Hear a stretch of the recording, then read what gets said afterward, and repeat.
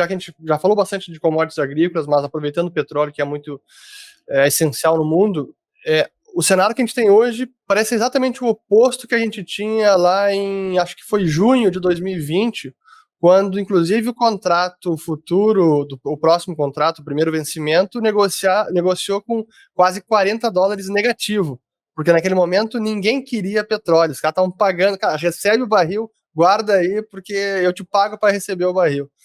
Mas agora é o oposto. Até você comentou no Twitter ontem como a curva de futuros está num backwardation extremo, ou seja, os vencimentos mais curtos e o spot está bem mais alto do que o vencimento em 6, 12 meses. Né? Pode comentar um pouco dessa dinâmica?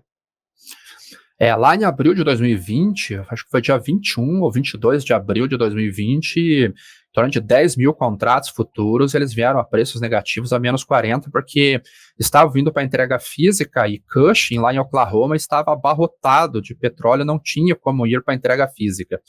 Até causou muitos problemas para corretoras, né? Desculpe interromper, mas só para contar algo engraçado, né? Engraçado até, é um termo não tão exato, mas naquele dia que deu o menos 40, eu lembro do pessoal aqui do escritório falando com um cliente que trabalhava com isso, e eles estavam estudando a possibilidade de usar ônibus escolares velhos para colocar petróleo dentro e usar como armazenagem, porque não tinha mais onde colocar o petróleo. Só para vocês terem uma ideia do desespero. Mas enfim, só queria fazer esse comentário aí, porque não é todo dia que a gente vê esse tipo de coisa acontecendo, né?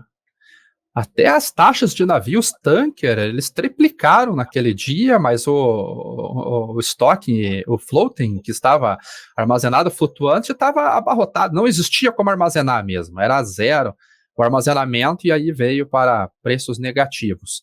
Mas o petróleo em si, o fundo dele foi por volta de $16, $14, que foi o vencimento seguinte.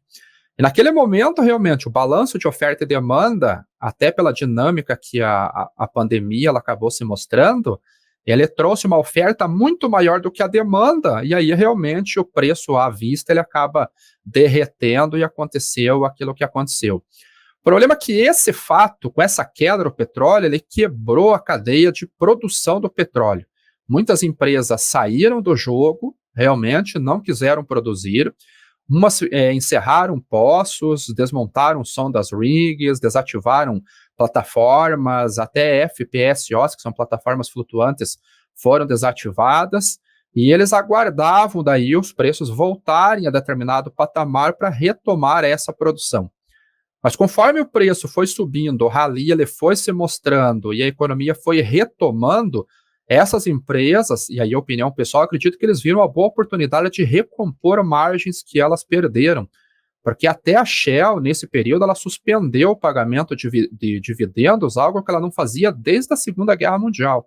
Então, desde a década de 40, que ela não suspendia o pagamento de dividendos aos acionistas, e ela teve que fazer isso em 2020. E essas empresas foram retomando o caixa, foram fazendo caixa e retomando a sua margem. E elas foram mantendo isso até o Biden chegar lá. Quando o Biden chega, tira o subsídio do shale oil e acaba prejudicando ainda mais a produção do petróleo. E isso não volta de maneira rápida, demora-se para você voltar, apesar da sazonalidade estar no lado da demanda. Você teria uma capacidade de bombear petróleo mais fácil do que produzir nas agrícolas. Você não consegue retomar de um dia para o outro. E aí, a economia retomando, maior necessidade, menor oferta, a curva começou a se inverter. E agora nós chegamos num patamar de extrema restrição de oferta, e aí todo mundo que precisa de petróleo corre para os contratos mais curtos, e isso acaba puxando muito mais os preços do vencimento spot, os vencimentos logo à frente, do que os vencimentos mais longos, e a curva se inverte, e esse backwardation ele mostra realmente que há um desequilíbrio muito grande no mercado de petróleo hoje. Quanto maior ficar essa inclinação, maior é o aperto global da oferta em relação à demanda. E aí, pessoal, estou bem na área. Gostaram desse corte do almoço grátis? Bom, para ficar ligado em todos os episódios do programa, faça sua inscrição aqui no YouTube. Assim você vai ser notificado sempre que houver um episódio novo, além de ficar por dentro de todos os conteúdos sobre o mercado financeiro que nós publicamos lá. Lembre-se, o conhecimento liberta.